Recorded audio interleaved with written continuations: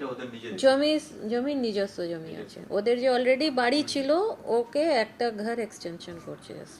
আচ্ছা, মানে ওইটা আপনারা আপনারাই করছেন? মনিটরিং আমরা করেছি, ডিজাইনিং আমরা করেছি, আমরা বিউটিফিকেশন করব, এনআরইজিএস প্রকল্প দিয়ে বিউটিফিকেশন করব, আমরা ওদেরকে কনজিউমার গুডসের জন্য কিছু টাকা দেব, এটা গভর্নমেন্ট থেকে সাপোর্ট হবে।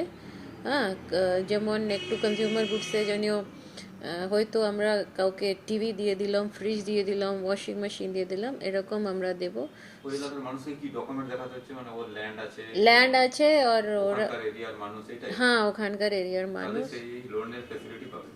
সে লোনের ফেসে ওদের আমরা যে কোনো লোককে এনকারেজ করছি, যে কোস্টাল এরিয়াতে আছে ওরা যদি চায় আমাদের কাছে অ্যাপ্লাই করতে পারে, আমরা যে রিকোয়ার্ড ট্রেনিং আছে দিয়ে দেব, আমরা ওদেরকে ফ্যাসিলিটেট করব, সাবসিডাইজ লোন আমাদের self help group and self employment দফতর যে আছে ওরা দেয়, 30% সাবসিডি থাকে, 30% লোন ওদেরকে ফেরত দিতে হবে না। और कोस्टल एरिया का जो प्रॉब्लम था उसमें कि आप लोग डिस्ट्रिक्ट एडमिनिस्ट्रेशन काम कर रहा है नहीं? कौन सा थोड़ा सा प्रॉब्लम? अभी जो कोस्टल रेगुलेटरी